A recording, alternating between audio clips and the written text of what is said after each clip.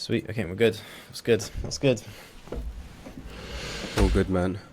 How about Cause yourself? yeah, all good. Finally got the good internet. We're back at the studio, so Say that we're again. rolling. Sorry, you Fine. you cut out for me, man. Oh, is it cutting out? Yeah. Let me try. Everything looks okay. Now Keep it's like, is it sounding a little bit better, okay? kind of. Kinda. All right. Well, if it keeps fucking up, I'll try leaving, coming back in. Cool. But yeah, I was just saying, got the new internet now. Well, it should be working clean, but obviously not. Nice, But man. Did you get that hyper optic? yeah, it's the Starlink one, wasn't it? The Elon one.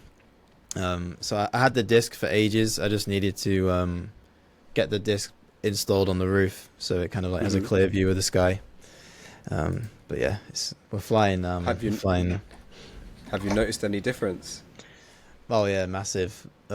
So before I had when I had my old internet, I checked the speed and it was like 25 uploads, 1.2 download. Sorry, 25 downloads, 1.2 upload. And then as soon as got installed, it was like 250 downloads, 11 uploads. I ran it Yeah. again like an hour later, it shot up to like 300. I was like, oh my god, this is so good. Man, it must have So been a pain uploading videos before then. yeah, I couldn't do it. If I was uploading a YouTube video, I had to leave it uploading overnight because I couldn't. It'd zap the rest of the internet if I uploaded it whilst I'm trying to use the internet. So I wouldn't Mm. get any. I won't be able to use the internet. So yeah, I was just leaving it overnight, and then if I'm like uploading beats and stuff or sending stuff, then I'll just have to go down to the parents, use their internet, and upload from there. It's just a Man, nightmare, man. brutal. Yeah, It's don't like know why going it took 10 me years back so. in time. Literally, yeah, literally. So we're good now, though. We're back to it. Mm. What have you been on anyway? How was Japan?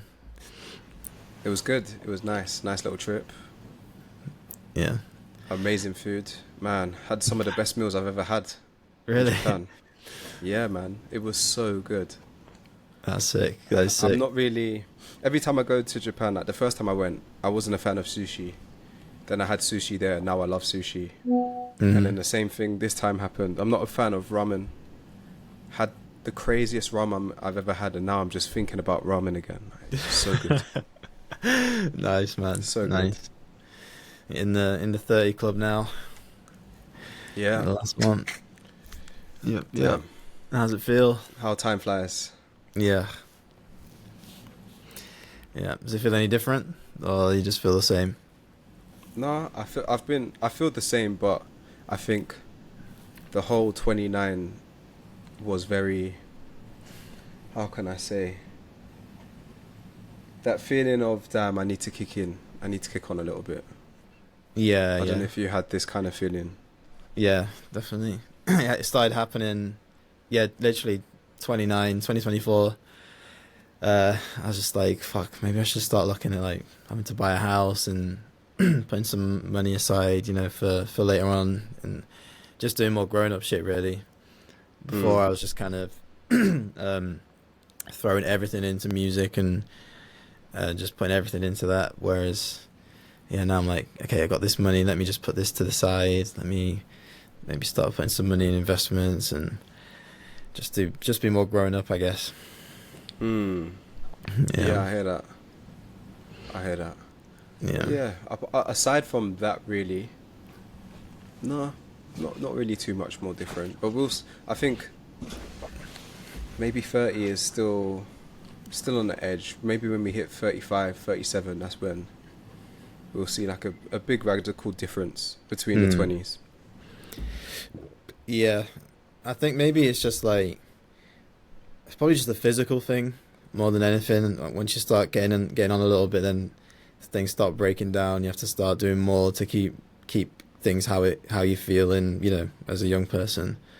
Mm. Um, yeah, one thing it's doing my head in at the minute is shin splints. I just can't get rid of them. Like stayed off them for How'd like you get three that? weeks. I think it's just repetitive like strain on them. So I'm guessing it's probably from basketball, like running, jumping, like stop start stuff. hmm So yeah, I just tried to rest, did some exercises for it.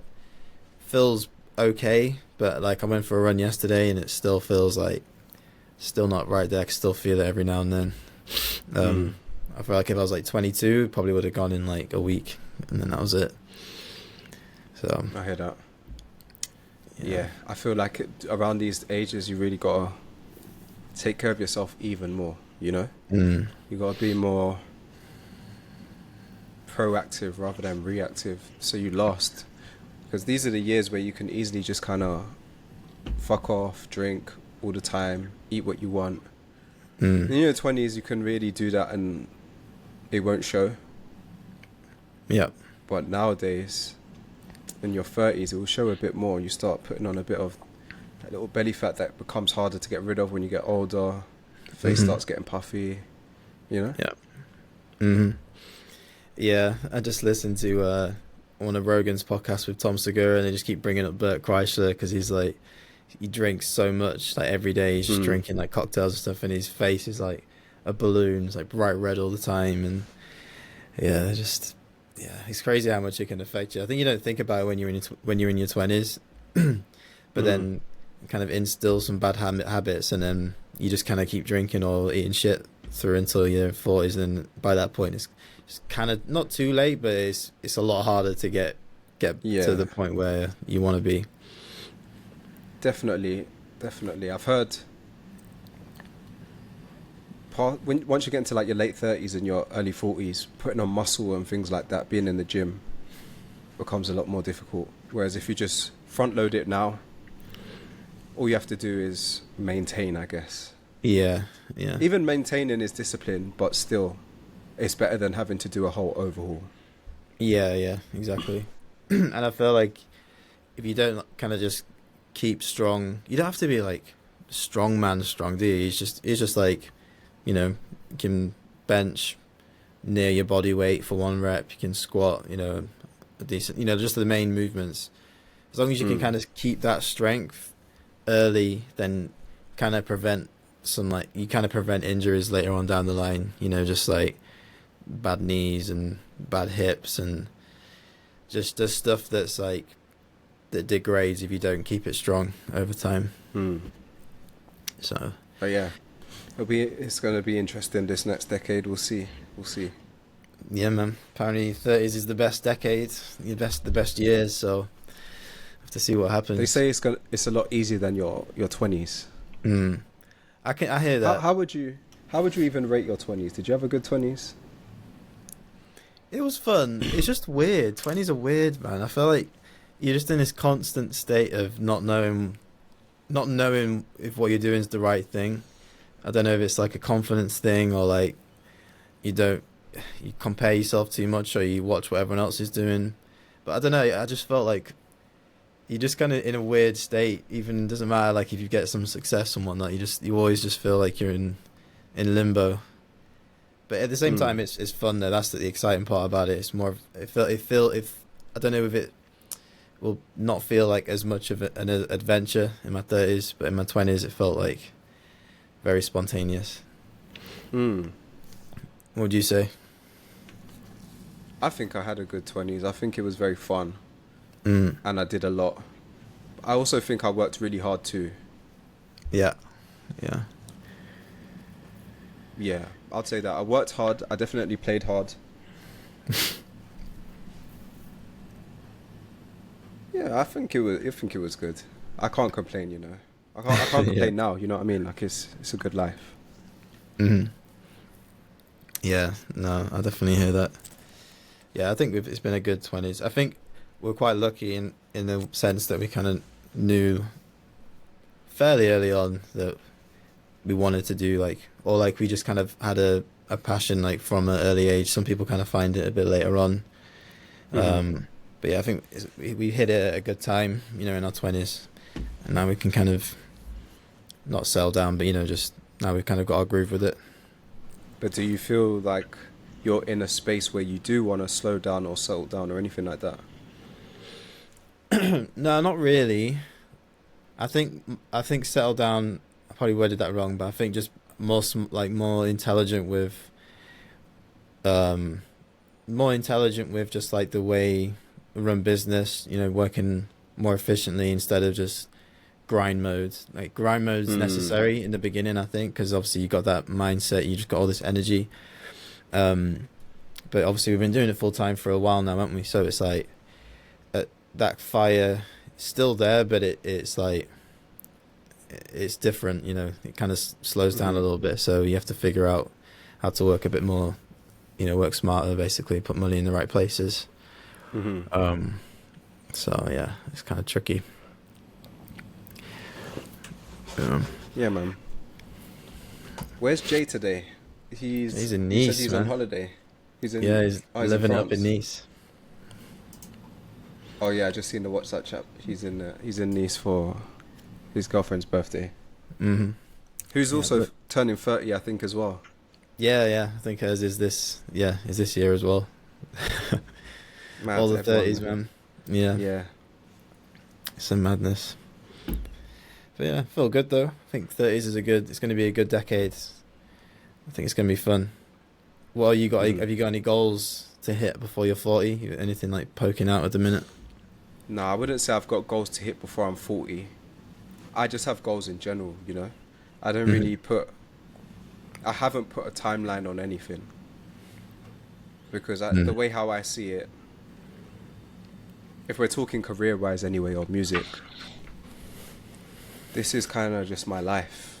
Like I do music. This is what I do. It's just my life. And so I'm probably just going to be doing that for as long as I can. So if I achieve the goal at 60, then I achieve it at 60.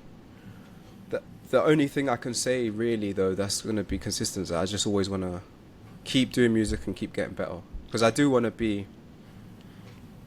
How cool would it be to just, I don't know, be 60, 70 and you've been making music for 50 years?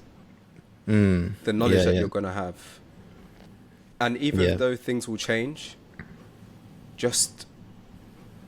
I don't know, I think it's so cool to have created for that long and really just be that experienced. Yeah.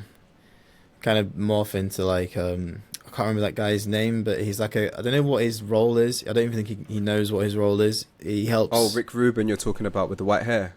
The white hair guy, long beard, sort of hippie looking guy.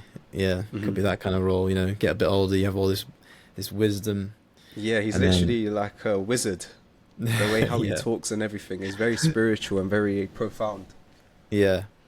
And it's crazy because like he doesn't know anything about, for what he says, like he says he doesn't really know much about theory and anything. He just has gut instinct and everyone trusts him, and it clearly works because everyone he advises pops off. So yeah, crazy, that's man. crazy. I would love to not necessarily be him, but I definitely want to be 70 and still in music and still in the even music if scene. Even if it's just a thing of me just picking up a bass and playing bass and just having fun still. But going back to the goals thing, I feel like I think this is a thing I've been thinking about. In my 20s, a lot of times I would do music just for the goal. So, for example, I would make music just because I want that placement or I want the accolade. And I definitely still do want success in that way, but I just love to make stuff, man. And I want to stay in that zone as much as possible, and whatever comes from it is what's going to come from it. Yeah, I hear that. I think especially like that studio session run, it was definitely more outcome orientated, where we're trying to get placements, we're trying to be in trying to make beats for a specific thing and kind of almost forcing it a little bit, whereas now it sounds more like you're in that space where you're just creating, but if obviously an opportunity comes up, then great, but it's going to fit into your workflow instead of you kind of fitting your stuff around getting a certain goal, like a certain placement or something. It's more free flow. Yeah. I mean, there might be, like you said, some opportunities, or every now and again you might do that because you have to make money, you have to eat. But I'd never want to. I don't think being just completely commercializing it and strictly business is the way I see music. You know, I Yeah. it is something that's quite personal in a way. Even though I do detach away from it. At the end of the day, it is work. But at the same time, it's very nuanced. It's very double sided. It's still what I It's like like a to do. balance. It's like everything. It's, Yeah. it's like that yin and yang, isn't it? Yeah. Mm. No, I hear that. I think it's like a phase. Like you go through these phases. I think we all go through some not the same but similar phases of like you got that initial excitement with music in the first few years, and you're getting really good and you're learning, and then you start seeing some success if you keep at it long enough, and then you see like let's say like YouTube blows up and stuff, then sponsors start rolling in, and then that's even more exciting. So then like you've got the skills, but now you're just all in on the businessy side of it, dropping kits and doing sponsors and all this. But then at a certain point, that stuff starts getting a bit tiring, and then you're kind of like, fuck, man, like I'm just doing this for the financial side now. I'm losing my love for it, and then you kind of come back to the music, and then you kind of find that middle ground where you're like, okay, I'm only going to work with people who I want to work with. I'm only going to make music that I want to make. You know what I mean? You're not tailoring it to anyone at that point then. Yeah. I guess yeah, exactly. I'm kind of thinking of, like footballers who play football because they're good at it, and at the end of the day, it's just a job. And they don't give a shit. And then you got some footballers who just love the game. They just want to talk about the game non-stop. They just want to watch the next football match. They just want to work. Yeah. I feel like I'm probably more in the latter. Yeah. Yeah, definitely. I think you see that a lot with footballers. Like there's that group where they love football growing up. They get into the pros, and then they just fall out of love with it because of the business side. But then there's other footballers where, they don't care about the business. They just, as long as they're on the fields, they don't care. Like, doesn't matter what team they're on. They're just going to play. Like Messi, I guess, for example. I think Beckham was talking about Messi. He was like, he's still the first person in, just last person out. He's still like the guy who's just, always there, the most motivated. It's crazy, isn't it? Yeah. Yeah, man, that's sick. That's the goal. Apparently, I've heard some podcasts as well. He's very nonchalant about it. Yeah. In the sense that he doesn't ever take it too seriously. He's just always having fun with it. That's the goal, I think. What's that? That's the goal. Yeah. Yeah. Yeah. Unless you are that serious kind of guy and you just want to, I don't know, be serious about it all the time. You know what I mean? Yeah. Yeah. I'm trying to think of an example of a footballer. I'm sorry if the listeners don't watch football. Ibrahimovic? I'm trying to think. Maybe like a Rio Ferdinand, right? I'm sure he used to say that sometimes he didn't even enjoy it because he just wanted to win all the time. Yeah, and there was no mess. That whole Man United team, it was always business. It was always serious. There's no messing around. There's no jokes. Yeah, they were like robots, and then you got like Barcelona, who's like the flair and the personality. Yeah, that kind of makes sense. But they both work. I mean, just whatever works for you, innit? Yeah. That's it, man. Man United were very on it, and they forced that success, and they were dominant for so long. And clinical, yeah. Yeah, it's crazy, man. Yeah, I wonder how you do that in music terms. Like, who would be the dominant one? Who would be the one that just wants to do music? Like, the bigger names, like... Yeah, I can't really think too much on that. No, I can't really think either. I'd say someone like Al Hug will be around forever. Just his music, he just loves music. Yeah, he's a true virtuoso. I feel like he's just, as you said, picks up any instrument, can play it. Really, just does his own thing. Yeah. Yeah, he creates like super freely, I feel like. But then I guess there's the other side of it, I wouldn't say anyone in particular, but it's just like probably myself included at certain points. You kind of have that subset where you're sort of cranking out beats in a certain style, in a certain niche, going for a certain placement, on that kind of on that front. But yeah, like I say, both work, create freely. You'll land some really, work with some really good people who just see the vision, and then you have people that looking for a certain style of beat that are going to come to you because that's what you give them. You know, both sides work. And even that person could be very nonchalant and carefree. They're just doing what they want. I'm kind of mainly talking about like the ones who are just strictly business and commercial and just whatever's hot they make it. But like I said, there's nothing wrong with that, because if you see it as a business, that's calm. Like, go and make your money. No one's the one thing I've definitely realized as well in music. People say it's saturated, right? People say, oh, it's so hard, it's so difficult, you can't make a living in music. But there's like 1,000 artists, 100,000 artists that I always see just pop up, that I've never heard of before, that got millions of streams, that are doing something for themselves. I think you can create your lane in anything. Yeah. This is a point, and this is not my quote. I actually heard this quote many, many years ago, but there's no rules. I swear down, I live by this. There's no rules, man. No. There's just no rules. No, there's no blueprint. There's no like formula. Everyone's got their own lane, and they just figure it out. You know. Yeah, that's it. Yeah. Can you stick in long enough to just figure it out? Yeah, you just stick at it.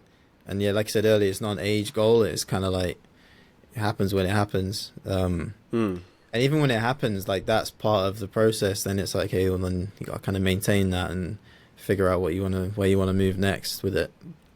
So it's never ending, really. There's never like an end goal with it.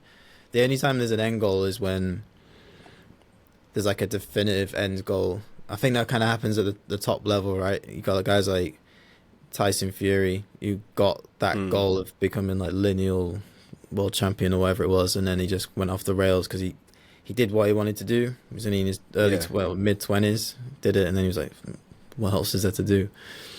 Yeah, but I guess with athletes, it's a little bit different, right? Because there is an expiry date on your body in terms of competing at the highest level. Yeah. And there is, like for boxing, there is a number one, and there can only be one. Yep. And you get that number one, what do you do? Where do you go after that? That's I feel like just defend it, I guess. But that's a whole mindset on its own, isn't it? It's like the whole goal is to get there, but then you need to have that. You need to have that a mindset before getting there that you're gonna get there and then keep it for as long as possible, like Mayweather, or I think Klitschko did it for a while as well. So yeah, it's a little bit different in that sense.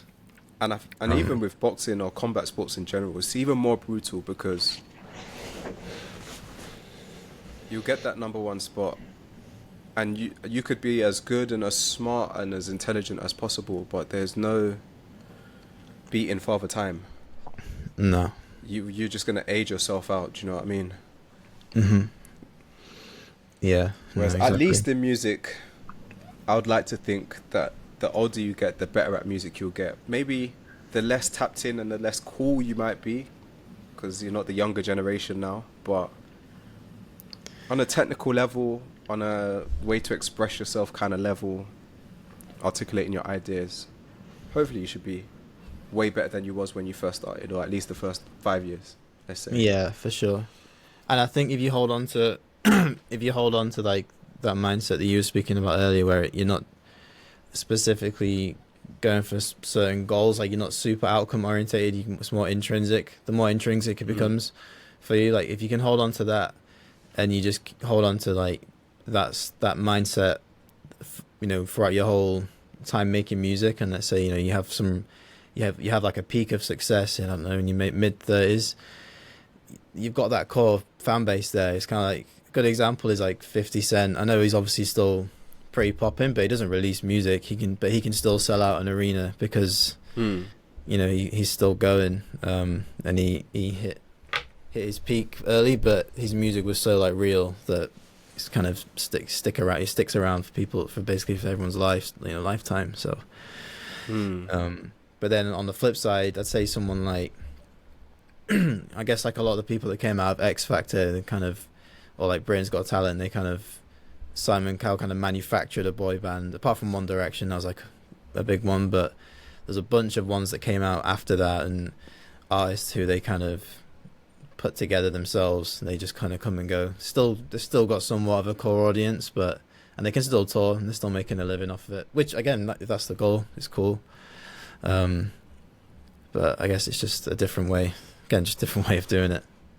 No rules. Yeah. No, literally, there's no rules, man. Yeah. I always say, if Logan Paul can go from being cancelled to fighting Floyd Mayweather and now being in the WWE, there's no rules, man. No. How tell me how in this world is that even possible? I don't know, but it is because it's happened. Yeah. It's like with Fury as well, man. Like, world heavyweight champion, drug addict, coke addict, alcoholic, got put on like 15 stone, and then he came back and then won it again. It's like, how is that even possible? But if you just stick it out long enough, it works. You know, you figure it out. Yeah. For real. Although we say that, I think there is certain rules sometimes. So an example is I saw this tweet pop up of an NBA player replying to just some random guy, and he tweeted him as a joke, like not expecting a reply from, it was Kevin Durant, the NBA player. He wasn't expecting a reply from him. But he was like, Kevin Durant, I'm turning 30 this year. You think I still got a shot at making it in the NBA?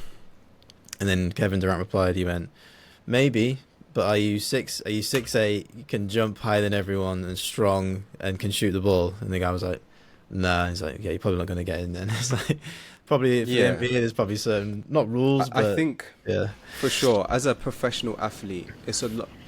I feel like these rules don't apply to professional athletes. yeah. Everyone else, yeah, but professional athletes, no. Yeah. That's really something you got to be good at from young. And especially now in football, football's getting younger.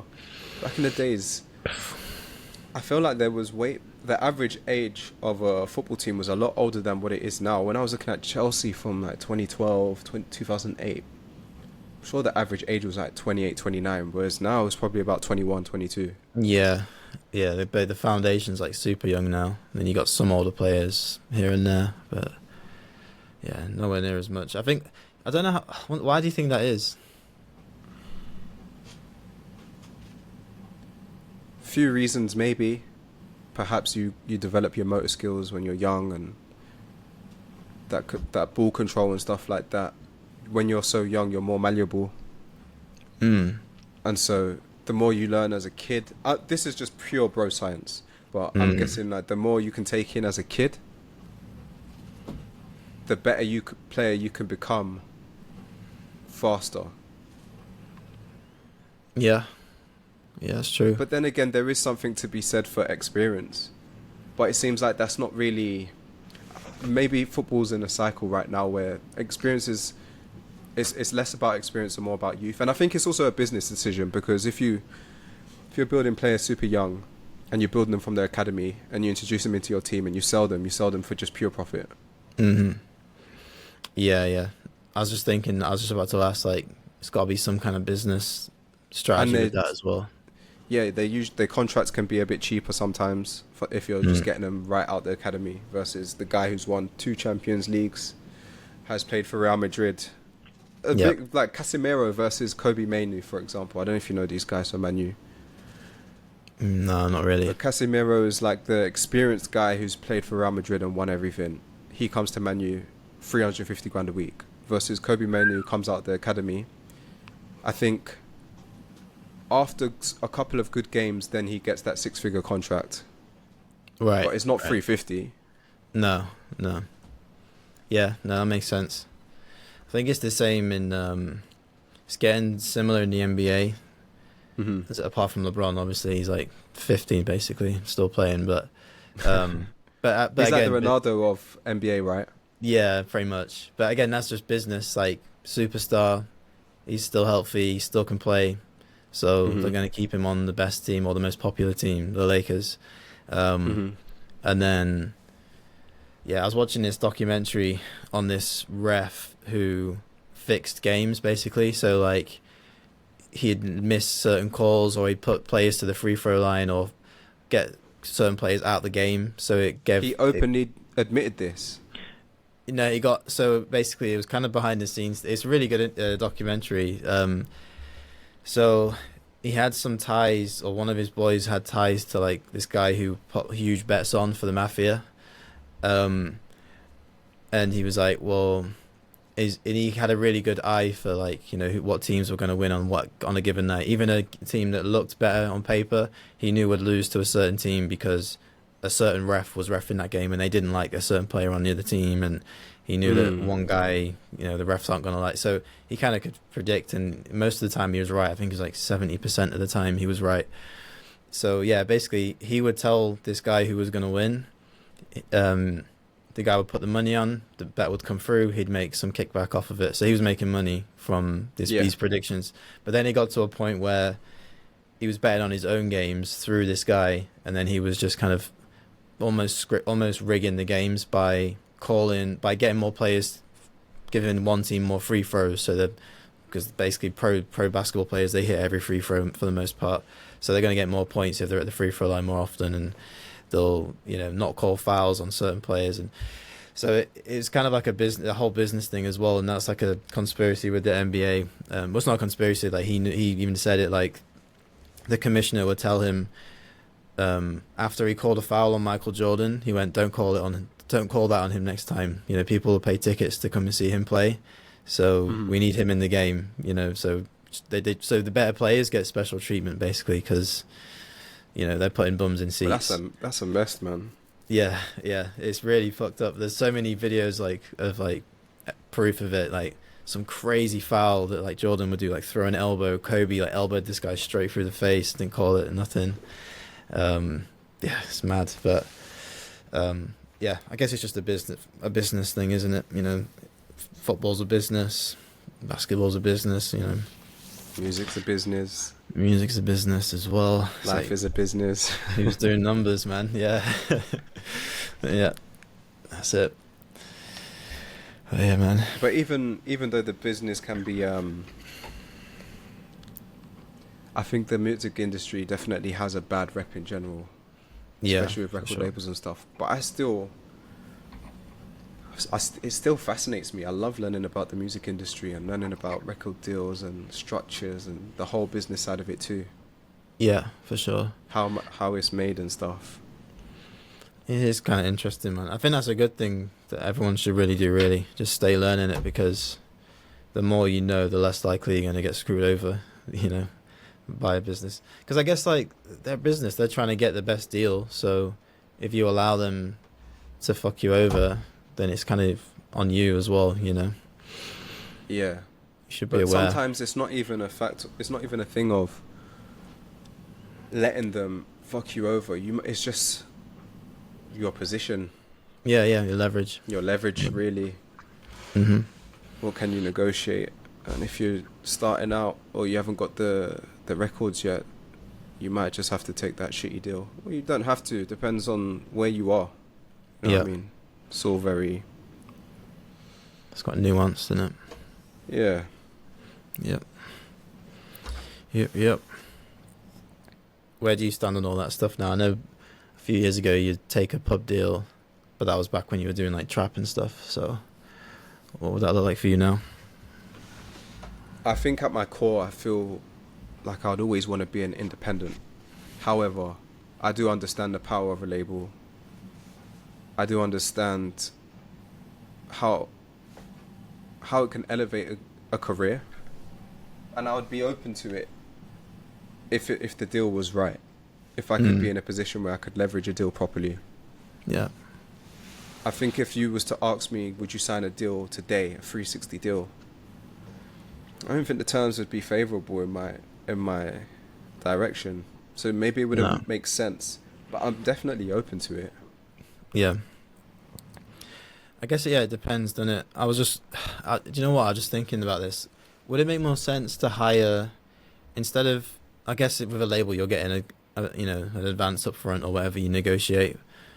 But if you have something like, if you've got the funds to hire some kind of marketing agency that just kind of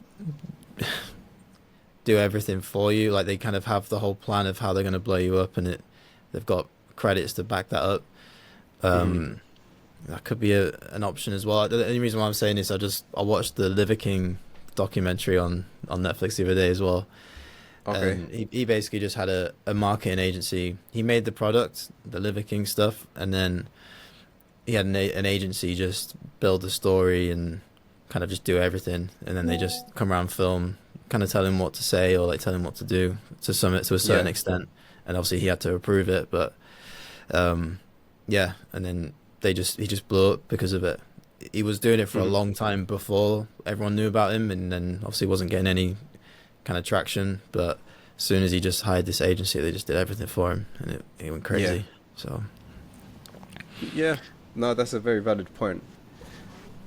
But I think it also depends again on what kind of artist you are, because if you're a bit more business minded, maybe you'd want to be independent and be more in control of things, more in control of the marketing. Maybe you do want to manage a marketing team and stuff like that. But even saying that, there is definitely some benefits with going with labels. Just certain connections, PR connections, certain being able to tour in certain markets, for example, or being on magazine covers that are culturally important, or maybe getting a Brit nomination that low-key kind of immortalizes you as an artist. If you've got that Brit nomination or you've won a Brit, I mean, you've got that on your resume. You can always say, yeah, I won a Brit in 2010. You always be good for certain gigs, you know what I'm trying to say? Yeah. You always be able to book a festival based on that, as long as you're not like cancelled or some shit, but in general. Yeah, exactly. And I guess even long term, like, just having those accolades, or even just the connections in the beginning, because a lot of the times, you might be able to, you can't clear a feature, you can't clear a sample. You get with a label, they clear the sample, they get you the feature, that becomes your biggest hit. Yeah, you signed away a massive majority of it, but now for the next 30 years, you're able to still tour that song. Yeah, exactly. And eat somewhat off of it. So exactly. I definitely don't feel like they're all bad. But you just got to know what you're getting yourself into. A lot of the times when you hear these horror stories and that, man, did they know what they were fully getting themselves into? I think it's just mainly like young guys, young people see the number. Even in saying that, sometimes you're just unlucky, because you hear this as well. Like you sign with a certain A&R. That A&R leaves the company. Now you have no one that's on your side in the label. Yeah. And now you can't make moves within that label to get what you need to get done. That's not even your fault. That's just how the cards was dealt. Do you know what I'm trying to say? Yeah. And it's like, it's not even on you. Sometimes it's like the label will prioritize someone else over you as well, because they're pulling in X amount. So, or they have a certain look, and it's like, you got no say in that apart from proving them wrong, I guess, changing your look, doing better numbers. But have you watched this podcast called The Manager's Playbook? I've heard of it. I haven't listened to it yet though. For the music industry side of stuff, especially the business side, I think it's probably one of the best. I was listening to a podcast the other day. They had this guy called Nick Groff on, who was the head of A&Rs or something at Interscope. Now he's doing management, but he was talking about, for example, he could have an artist, and the artist wants to put out a particular song. You hear this all the time. They want to put out this song. The A&R's like, no, you need to go with track 7. Track 7 is the single. If the artist then says, no, I still want track 1, let's put $1 million behind it, and they do that, and they put $1 million behind track 1 and it doesn't go, then within the label you could lose a lot of credibility, to the point where like the next song they don't want to do. They don't want to put anything behind it. But for example, let's say you do, track 1 does hit after spending that 1 milli, then everyone wants to listen to you now. You say on the next album, I want to put out track 2. No one's feeling it, but they believe in you now because the last one was a hit. Yeah. Yeah, no, that's literally it, isn't it? It's like, it's just all risk, take the big risk, big payoff. You know, you kind of cemented them. But yeah, if you go south, it's like you kind of fucked it at that point. You got to claw it back, try and figure I guess things out. Yeah, it's crazy business. I guess a man. life in music is life in music, life in the music business is all risk. It's just all risk. Yeah, for sure. No one really understands. I mean, you can look at the trends and predict certain things, la da da, but really and truly, no one really knows. No, no, yeah. How you supposed to know? Like, it's so crazy. Even the labels, like, how are they supposed to know? They know formats. They know if the structure of a song will work, or like Yeah, they I have an saw a idea. meme. I saw a meme the other day. It was like in the 2010s, literally every hit song had na na nas in them. There was like Yeah, same. I seen this. You see Where that? did I see this? I must have saw this on TikTok or something. And there were Yeah. so many songs that had that. Every Yeah, song, like so One many. Direction songs, like na na na na na, na. And then there's like Rihanna, like ooh Na, na, na na, na. na, na, na, na, na, na, na. Yeah, so many, Yeah. man. Oh, bro. Man, so jokes. But yeah, maybe they have that on lock, but yeah, But there's then it still always never. fades out. Yeah, You gotta yeah, it has wait its another time. you gotta wait another 15 to 20 years. We'll give it like another what? 5-ish years and we can have the nanas again. Yeah, bring them back. Yeah, Yeah. bring them back again. Bring back the nanas. Maybe the out of tune singing will come back again. I saw that clip with Curtis King in it. Yeah, You yeah. shared that. Man, I did not know that at all. Like when Same, you're a because kid, it sounds so good still. yeah, it's a banger. And then hear it side by side with the cover, and I was like, shit, she's completely out. Like, not even Yeah. close. Yeah, but still a banger. Still a banger. I think you can get a bit. There's more leeway with it because there's not really any melody in it. It's just a bass. It's like, True, it is just one note in it. Or a couple Yeah. of notes. Yeah, Maybe there's some sort of music theory behind it why it works. yeah, probably.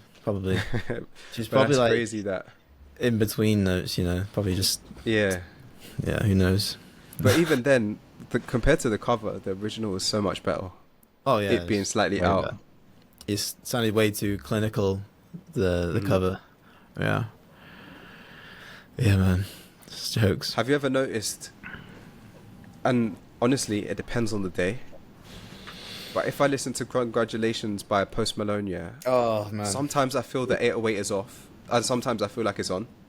Yeah, yeah, Do you ever hear yeah. that? Yeah, I think we. That's one of the weirdest tracks ever. Yeah, it's like one of them illusions. It's like an optical illusion almost. Like Yeah. some days it's inky, some days it's out. There's another song that Gunna dropped recently. What's it called? One of One, I think. Let me find it. Gulfstream? No. But basically, there's a song that Turbo produced, and it's Mhm. like you can hear in the intro. I don't know if it's a sample he used, but you can hear in the intro there's a bass that does the pain chord progression. So if you're in C minor, you went C, A sharp, G sharp, just dun dun dun dun dun dun dun dun. And but then when his drums come in, his bass line is like super low, but it just doesn't follow it whatsoever. Let me find Well, it. like note wise, you mean like it's off key? Yeah, it sounds weird. It just doesn't sound. It sounds like it's in the scale, but he's just using the wrong notes. Oh, yeah, I hear what you're saying. Let me find it. Yeah, I'll put the link in the chat. Him All Along, that's the one. It's called Him What's it All called? Along. Oh, It's Him called All Him Along. All Along. Yeah. Yeah, give it a watch. I'll put it in the chat. I got it up now. Oh, you got it. Yeah.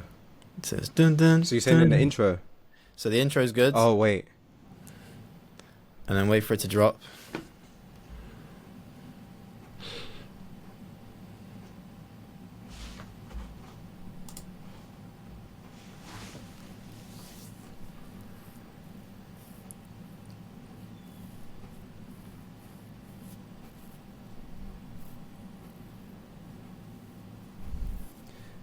It's just like really low. Yeah, I hear what you're saying. It's just like boo, just Yeah, like that- slides up almost. There's a really, really low note in there. Yeah, sounds weird, man, but yeah, I guess it works. If you put it low enough, you can't hear it, so that's probably what he was doing. Mm. Yeah. But no, 74 million streams on that one. yeah, man. Killing it. Gunna's been like quietly killing it this last Yeah, year like or a so. consistent drops, but Yeah, if you're tapped into Gunner, you know. he's smashing Yeah, it, innit? yeah, but he's just kind of flying under the radar. He only had like one breakout song that everyone knows. It's like that fucking mean song. Like, everyone Mm. knows that because like athletes were playing it in locker rooms and stuff. But yeah, he's kind of just chilling at the minute. I wonder Are what you will tapped happen with. in? Sorry. Are you tapped into Gunner? Do you listen to him a lot? Yeah, yeah, I listen to him quite a bit. I think he's dropping something soon as well. It should be good. Oh yeah, I need to What tap was you in saying more of the before? UK stuff. I need to tap in more of the UK stuff. Like Nave Smalls is kind of in that lane, but in the UK, Hmm. he makes really good stuff. But you know, you just don't have him on your playlist. I need to kind of get him in there. Do you Get know him Young like, Fume? rings a bell. Yeah, is he a British guy? He, yeah, he makes that kind of music too. He took a Mm, long hiatus, but he seems like he's coming back now. I think you'll nice. like that. Tell you who we need back, man. We need Mo Stack back for the summer. Bro, Mo Stack. I saw a clip of him recently, just vibing, and I'm just like, yes, 2016 vibes, man. This is so Yeah, sick. yeah, yeah, yeah, man. He was go to, man. He was so go to in the UK. If you want good vibes, then just Mo Stack. Yeah, Yeah. him and J Hus combo, crazy. Mhm. Mhm. Yep. Yep. Yep. The UK seems a little bit quiet for music at the moment. Or am I wrong? Central C seems I mean, obviously Central C, but it still seems like there's the underground scene, but it's very underground still. Yeah. Yeah. In fact, It's getting I've been bigger, asking. but Yeah, I've been asking a bunch of the mentor guys because a lot of them are American and like European, and mhm. because some of them make drill. I'm like, what's the UK scene like? He's like, honestly, the only person we really hear is Central. No one else. Like Yeah. underground scene obviously is a little bit popping, but there's no standout artist at the minute apart from Central C, Hmm. which is kind of Do you crazy, think man. music is getting very niche down though? I was speaking to Gami about this. It seems like as things are progressing forward, music is just getting like very specific. Mm. It's almost like there isn't much of a scene in general where there's a group of guys that are breaking out and making a whole genre popular. It seems like Yeah, people are doing their maybe a couple of guys are in a scene, but really and truly it's like people just trying different things and doing their own thing. I think so. Yeah, I think it's kind of a good thing, really. You're not just getting the same songs on repeat, like same tempo, same drums. It's like everyone's kind of doing their own thing now, which is quite cool.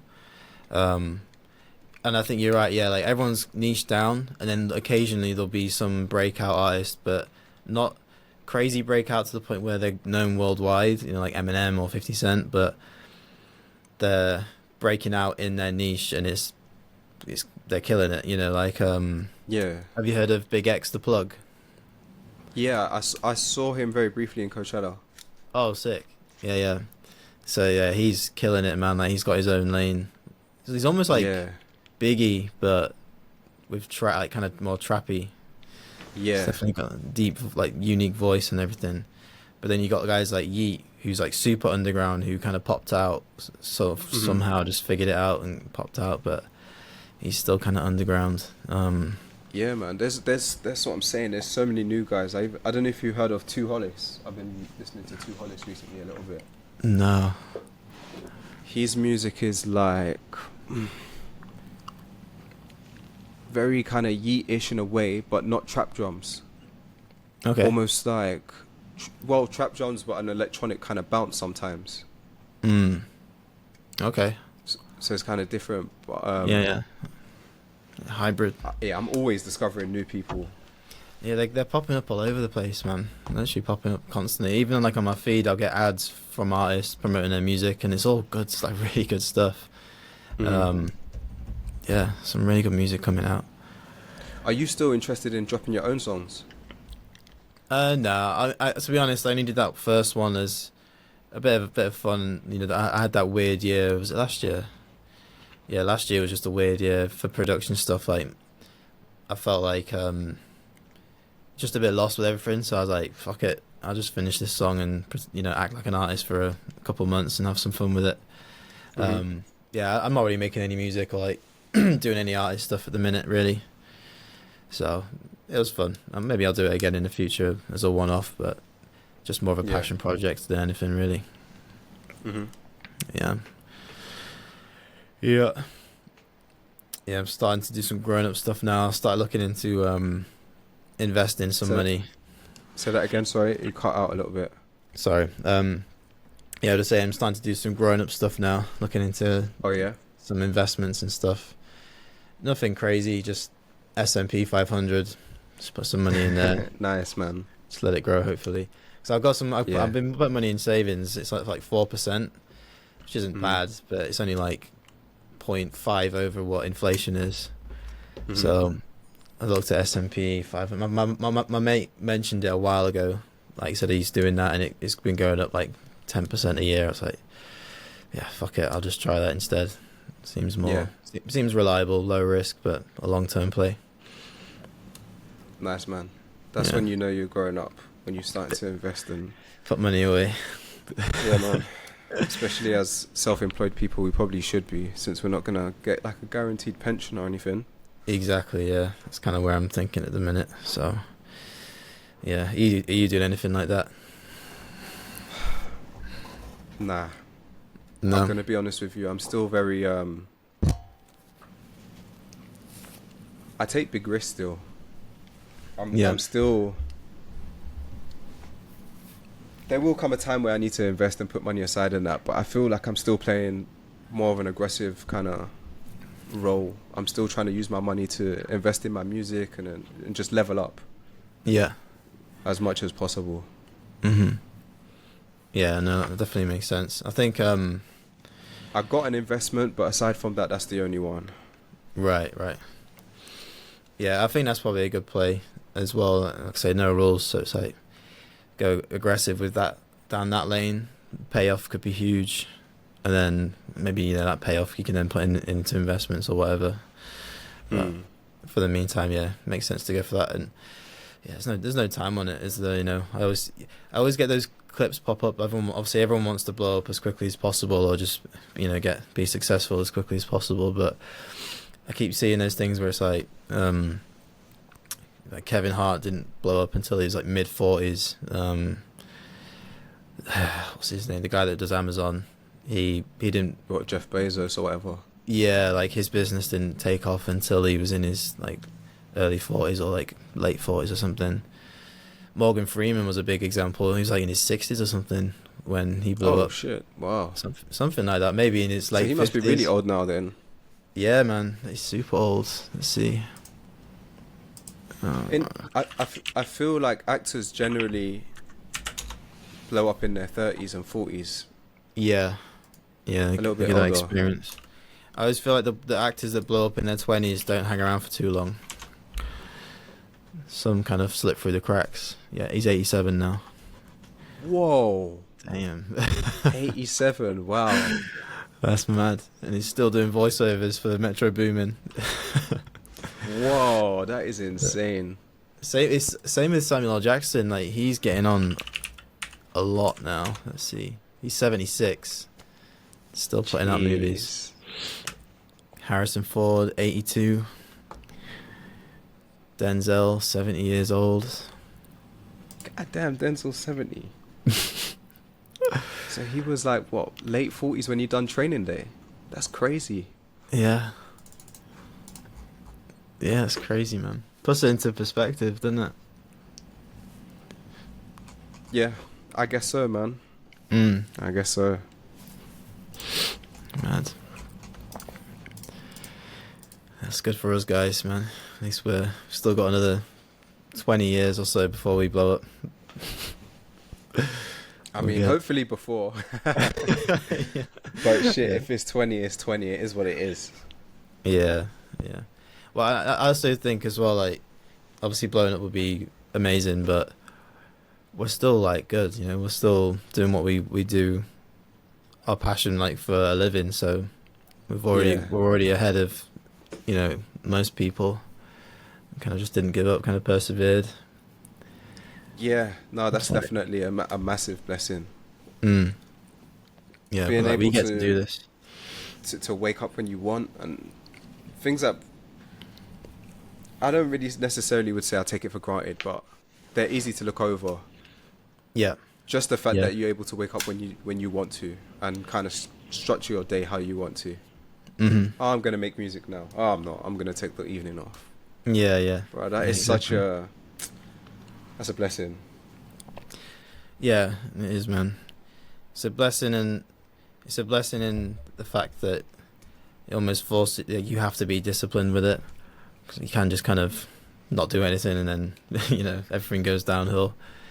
Yeah. Uh, but to be honest, I think for most people, once you get to this point where you can like, it's those first couple months that are exciting. You know, those first few months where you move into your own place and you've got your own, you're living off music by yourself, no one to like answer to.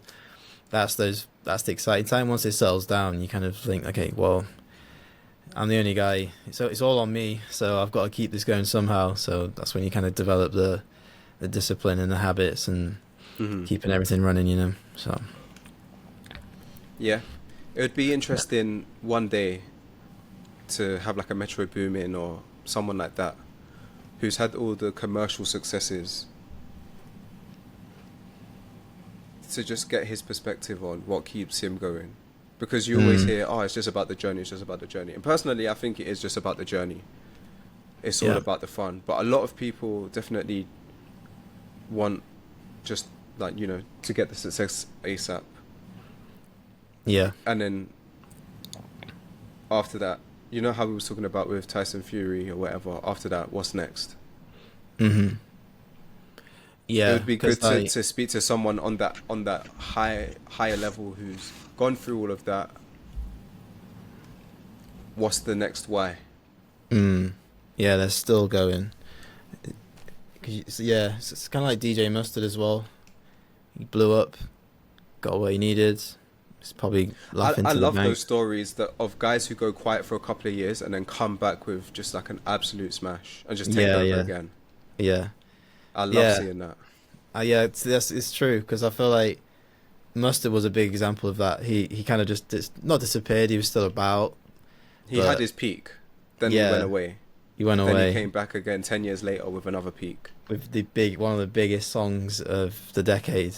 You know, it's Yeah, like wow, and not just one. Like he produced about 5 or 6 on that album, which are all yeah. bangers. I love seeing that. You could Yeah, even say that with Metro, right? yeah, Um, done all his stuff in the beginning days, had Loki of a break, came back and become one of the biggest artists in 2022, 2023 with his own yeah, shit. yeah, yeah. Exactly, man. It's like that second run, nailed it, and now he's Yeah, kind it's of almost good. like the second run is better.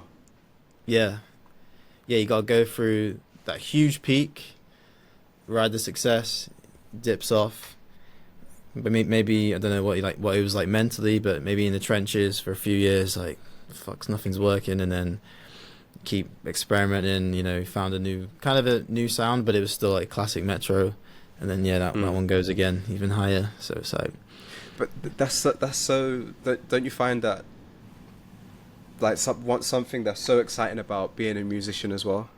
yeah, These waves, riding these waves, hmm, just yeah, knowing that yeah, you have your day, but then you won't have your day, hmm, but you can just recreate yourself again and yeah, yeah. recreate your sound. That Logan Paul, you know, you said it earlier. It's like Bro, had his high Logan Paul wave, is the fucked up. ultimate simulation. Yeah, The ultimate literally, life man. is a simulation example. Hmm. That don't even make sense, but it's life. Yeah, it's insane, insane, man. So I think it's definitely yeah, it's just waves, man. I think there's that clip of Tom Hanks. Is it Tom Hanks? He's like giving life advice, and he was like, uh, you know, he said something like it was like a quite like a phrase. He was like, this shall pass," and he was like, This too shall pass. "Yeah, this too shall pass." Yeah, he was like, "You having a great Hmm. time? You think you got it all figured out?" He goes, "This too shall pass." It's like, "You having a terrible time, having the worst time of your life?" This too. You just gotta keep going. Yeah, the waves come Hmm. and go. Yeah. It's weird, man. It is weird. Like on logically on paper, if you do something that works really well and successful, you just keep doing that same thing over and over, and you should get a success forever. But it's just not how it just not how it works. Like times change, things change. The wave Hmm. goes down, comes back again. It's tricky. Yeah. Even someone as like untouchable as Will Smith, you know, he had his long peak, like a very long peak, and then it all came crashing down. Like that was there's a tsunami when that Hmm. came down, and now he's working his way back up again. Give Yeah, it a couple more years, he might just make the biggest movie of all time. yeah, yeah. That's He's going. you can never count anyone or anything out. Nope, no. They need Never. one. As long as they don't stop, like you can't. Yeah, as long as they've got the hope and the drive, then that's it. I did see there's an NBA player. He's called Devonte West. Um, Early 2010s, that kind of time when he used to play. But he was that example of a player who didn't have his finances in place, and he had some addictions as well. So he came out of the NBA rich, and then he just drugs. Now he's a heroin addict, broke. Now lives on the street, homeless. But that was just on him for like not dealing with his demons. But then on the flip side, you got NBA players or like, other famous people who you never Oh hear wait, of is he these still days. there? No, he's still on the streets. Like Oh, he's a I thought you famous was guy. gonna give me like, and then he had his second wind, and he He made it had a back to the bit of NBA. he had a bit of a resurgence. I think there's a Ice Cube made a basketball league for like retired NBA players called like the Big Three, and Hmm. I think he played in that for a little bit, and then I think he's gone back downhill again. But yeah, it's kind of tricky.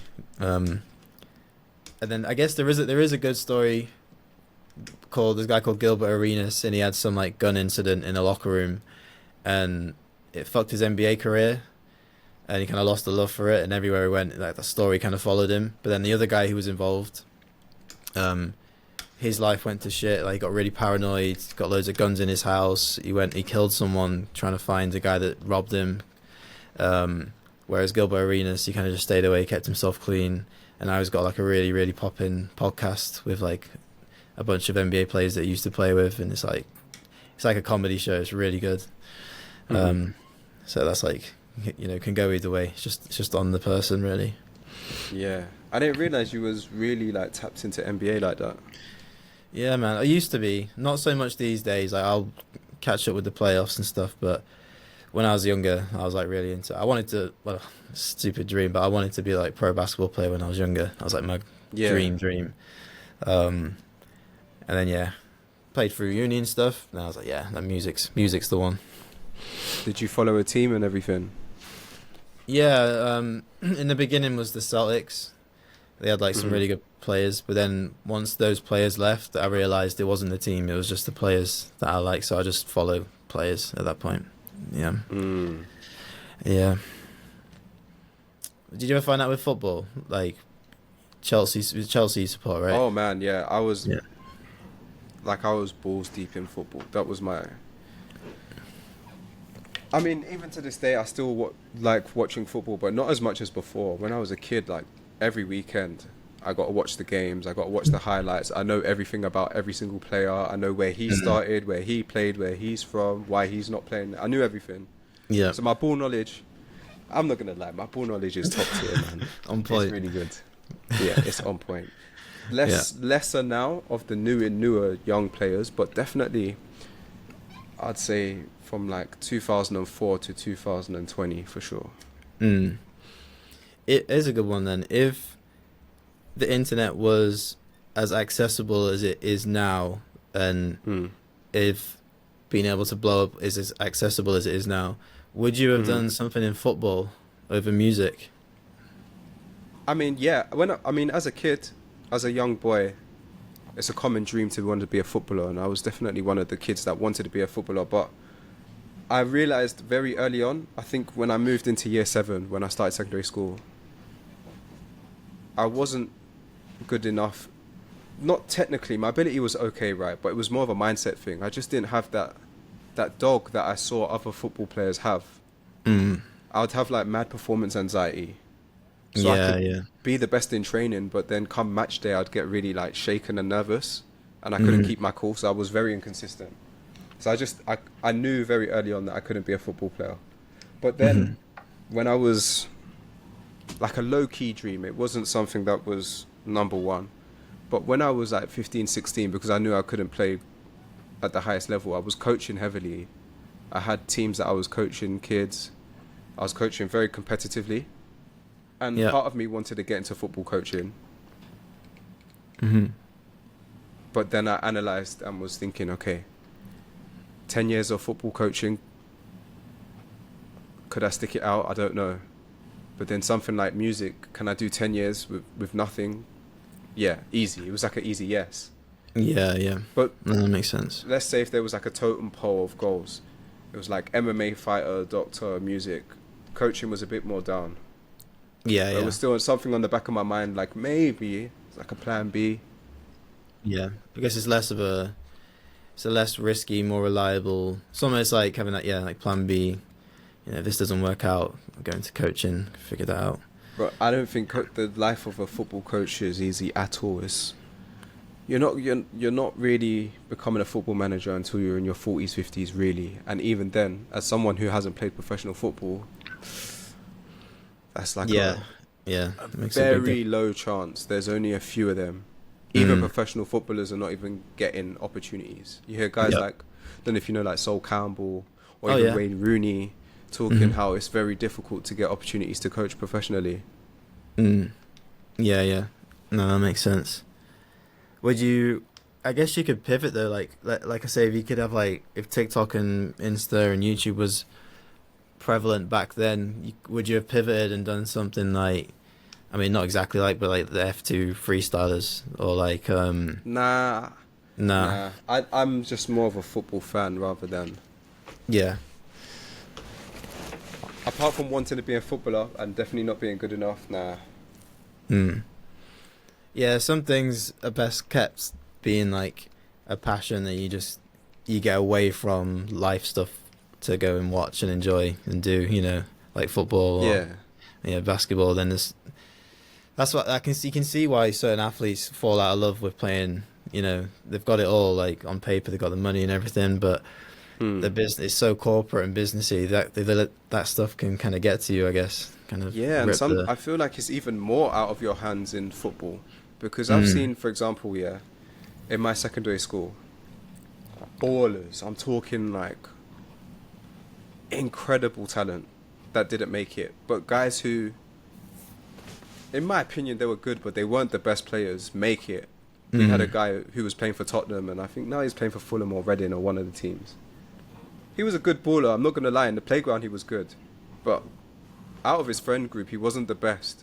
And sometimes it's just how it goes. He was the guy that got to go into the academy and got the opportunity to play in the first team, whereas like none of the other guys did. They all got dropped out for whatever reason. Yeah.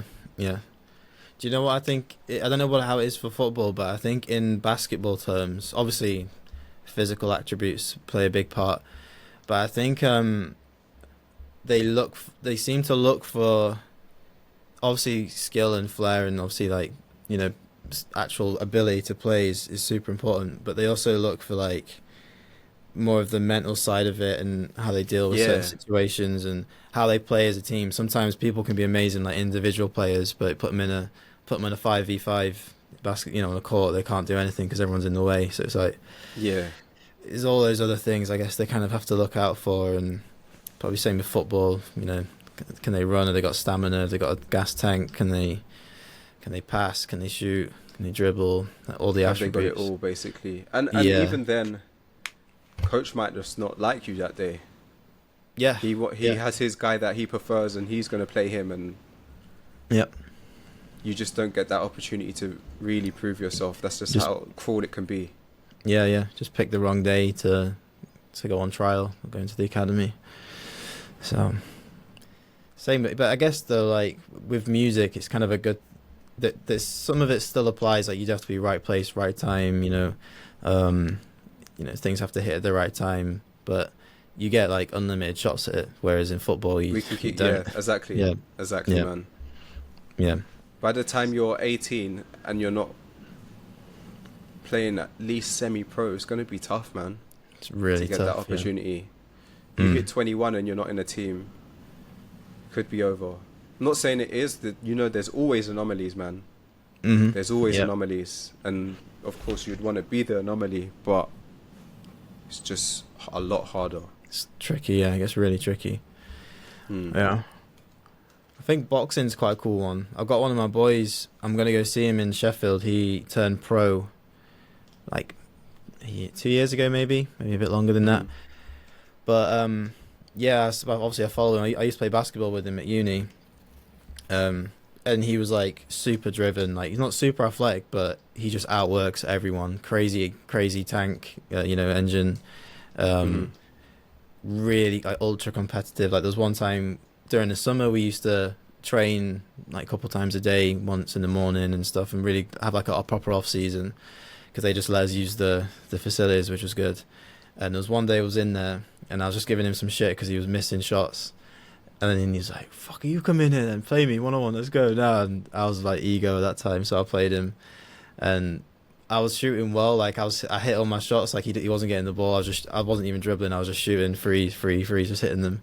And then I missed one, and then he got the ball, and then he came back. I think I got to like 9-1, and then he just came back, and it was like 11-1, 11, Damn. 11-9. Sorry, yeah. Mhm. So. But anyway, yeah, he's just turned to pro boxing in his mid-20s and he's killing it. Like, he's getting bigger and bigger fights. He's fighting in Sheffield Arena in June. Nice. So yeah, I think you've still got your 20s to try and make something happen. There's those circumstances, but you got to be kind of logical and really put a plan together. Yeah, but even then, and this is gonna sound crazy, I think you have to move with delusion, man. Oh yeah, for sure. In For my sure. head, if you hear the way I talk to myself, I'm the most delusional person you'll ever know, bro. Yeah. I think you have to just move like that. Mhm. You gotta, because when people say, when you listen to these interviews with Pharrell and all this shit, and they're like, "Oh, just believe in yourself, just keep going, believe in yourself." Like, you really have to internalize that. You gotta believe in yourself the most. You know what I mean? Mhm. To the point where even if it's not true, okay, maybe be objective about certain things, like how good your actual music is, but even then, like, you need that belief. Yeah. You gotta Well, hold that strong. As soon how as do you doubt yourself and stuff, man, it's like, it's over. Yeah. What was your mindset like before you started making money with music? Like when you started doing YouTube and making beats and stuff, like where was the headspace at? In the beginning, Yeah, like first started uploading to YouTube and stuff like that before the growth and the. in my head, I already had 100,000 subscribers. I used to wake up every day and say, I have 100k subscribers. Before I even had it. Before I even was a YouTuber, in my head I was a YouTuber. Nice. Yeah. Before I even had like all the views, I was living in my world as a YouTuber. You Yeah. know what I'm trying to say? I embodied that kind of almost like identity in a way. Yeah. Yeah. Yeah. And I was delusional enough to think that I could get 100k subscribers, even though there was nothing really around me to tell me. Mhm. Yep. Do you know what I'm trying to say? You have to, if you think, I don't know, personally, this is just my opinion, innit? If you think, maybe it can happen, but maybe not for me, I don't think you're giving yourself a leg up. I think you have to have full conviction, knowing with your heart and mind that, yeah, this is for me. Yeah. Yeah, you have to be. I think you have to be exposed to something that shows you it's possible to you. Whatever in whatever context that is. Yeah. So if like for me, it was like loved making beats. Didn't see any path that would be viable financially. I was like, yeah, you either got it or you don't, or you have to be in the right place. But then I think it was Kyle Beats Kyle Beats or like Taz Taylor, like the whole type beat games. Like, yeah, I'm like, I live here. Don't need to live in the hot spots. Just making. I made like 10 grand last month just from selling beats. I was like, whoa, fuck! Like, all he has is his laptop. Like, it's doable. It's like that was my green light. But you just cut out on me a tiny bit. What did you say? Just rewind a bit, a tiny bit. Where did it cut off? Where did it cut out? When it shifted for you. Hello. Can you hear me? Yeah, I can hear you. Can you hear me? Yeah, I can hear you. Just your picture's frozen, but I can hear you. Okay. Yeah, no, I was just saying, like that green light moment was like, oh shit, yeah, looks like my internet's not stable. Fucking hell, man. Starlink made no difference. Jesus Christ. Nah, man. But no, I was saying, that green light moment was like when when I saw like the type beat stuff, you know, going crazy for people and people making crazy money online. I was like, Yeah. and so seeing Kyle Beats as doing YouTube and he's just sitting in his room making beats and it looks cinematic. I was like, I can definitely do that. It might not be good right now, but I definitely can see a path to you know, to making that happen. I just got to persevere with it. I was like, yep, I'm all in. Yeah, I'm a YouTuber now, so that was the flick for me. But yeah, I think you just gotta be exposed. Well, I was saying the whole point was that you gotta be exposed to, you gotta be exposed to something that makes it really possible for you. You know, you gotta see something that gives you that moment where you're like, yeah, that's definitely doable. Yeah. Yeah. No, 100%. If you can get proof that it is possible, then it solidifies it even more. It makes it more real. Yeah, it makes it more tangible for sure. Yeah. But there's no harm in thinking you can't be the first either. Unless it's sports. Like I was saying, sports is a bit different because you literally have an expiry date. But for most other things, I don't know, bro. I think it's possible. I think so, yeah. It's possible. It's just being smart with it, I think, as well. Yeah, I see like a lot of people saying, oh, I did it for 3 years and I didn't get anything from it. But then you look at what they actually did and it's like, well, there's no like strategic plan. But even then, like 3 years is not a long time in the grand scheme of things. No, it's not. It's not. You didn't even do 10,000 in 3 years. You'd be lucky if you did 10,000 hours. You would have had to have worked every single day, all day. Yeah, exactly. And it's like first year, not even first year, but like first few years is you're just getting better. You know, whether it's at the making music or making content, probably both of them go hand in hand. So you're getting better at all of those things. So it takes a good 2 or 3 years of uploading shit videos to get half decent. And just gaining experience, like you can't cheat experience, so you just have to put, it's almost like non-negotiable really, put it in for like 3 to 5 years of like grind with no expectancy of money. And then at that point you can, you know, start having a good go at it. So like 5, 6, 7 years down the line you can say even 5 years is that long enough? Maybe it's just not written in the cards for you to pop after 5 years. No. Maybe it's written in the cards for you to get it 30 years down the line. Yeah. But I mean, sure, if this is for you, this is for you. 30 years ain't shit. Yeah, exactly. There's no rush with anything, to be honest. If you enjoy it anyway. Yeah, honestly, I'd almost prefer to blow up later than sooner. I feel like by the time you get, the longer you go without, you know, any like crazy success, and again, there's levels to that. You could easily live off of music, you know, quietly, you know, under the radar.